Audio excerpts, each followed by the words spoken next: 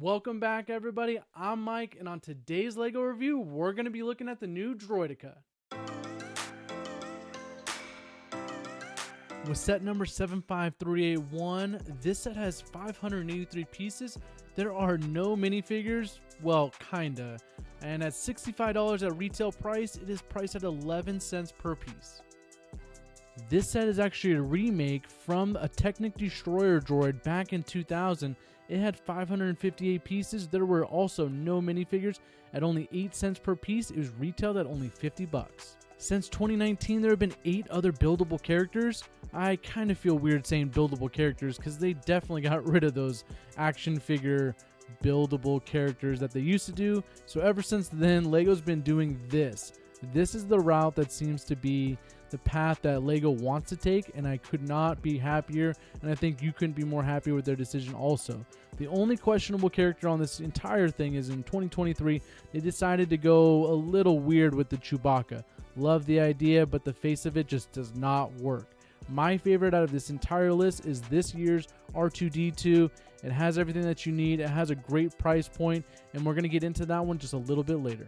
And lastly, there's an honorable mention of possibly later this year of a C-3PO. I can't wait to see that one. Getting into the box art here, it is a very standard box art, the 18 and over all black edition. It has a 25th anniversary stamp up top with the blue chrome on the bottom. When you flip it around to the back side, there are a couple scenes from the Phantom Menace movie. I love when LEGO references scenes from the movie to the actual set. And at the bottom, it is the dimensions of the set with the plaque and the mini scale model of the Droideka. Once you get the box open, you're going to find 6 bags, a very simple sticker sheet, and the instruction manual, which is going to have some information on why they built the Droideka and what a Droideka actually is. I love when LEGO does this. Unfortunately for some, this is the shiny display stand. It doesn't bother me. I don't put my fingerprints all over the display stand anyways. Half the time I don't even put the display stand with the set because half of them are ugly. But on here, LEGO did listen to the complaints and they're going to go back to the flat mat display anyways. Following along the display, you're going to find the mini scale model of the actual Droideka.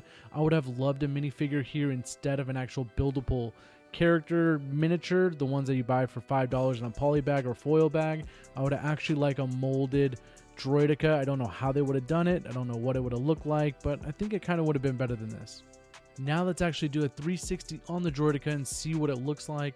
When you turn it around on the sides, back, and front, it looks like the Droideka.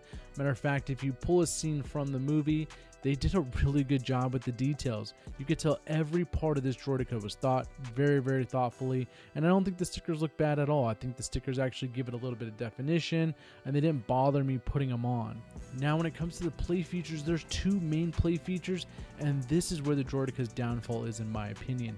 The first play feature is obviously the 2 guns. They do move back and forth as you can see, but I don't know why LEGO didn't put a lever or a trigger in the back to actually make it go back and forth without me having to physically move the arms.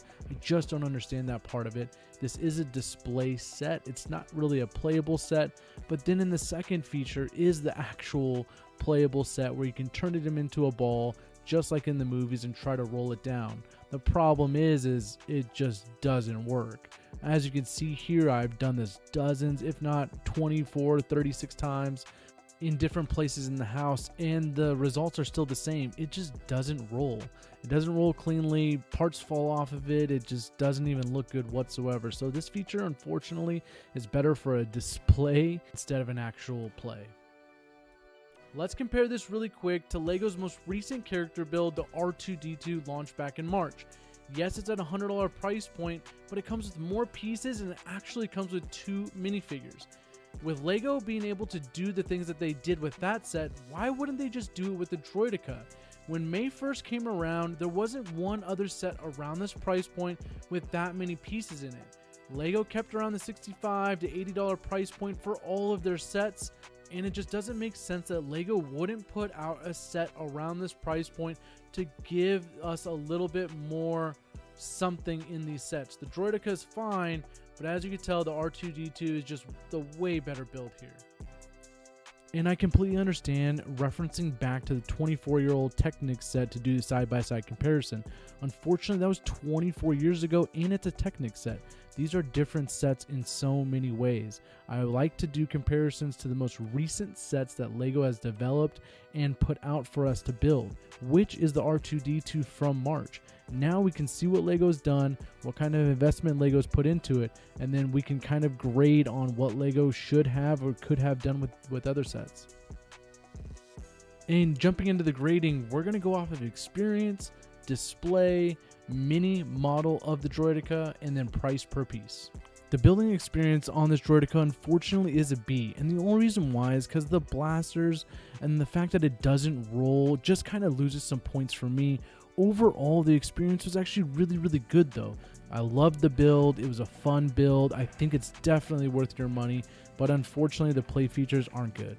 Now the display aspect of this Droideka is an absolute A+. When they designed this, they designed display as one of the main features of this Droideka. You could put it anywhere in the house and it's going to look really good. And then now we're going to jump into this mini display figure. As a lot of the other reviews, I'm going to have to agree with them. It just kind of wasn't really necessary for LEGO to even put this in here. It's a cool feature. I like it. I don't necessarily dislike it. I just think, again, maybe a minifigure or nothing at all. And last but not least, with troubling times like this, price per piece is in the conversation everywhere you go. At 11 cents per piece, this one isn't bad whatsoever. I'm going to give it a B, but when the R2-D2 came out in March, it was under 10 cents and you got so much more for your money. So unfortunately for figures like this, I think 10 cents per piece is probably where it's at. That leaves us with an overall score of a B. I absolutely love this set. The only reason why I didn't get an A is because it doesn't roll and the blasters on it don't have any controls.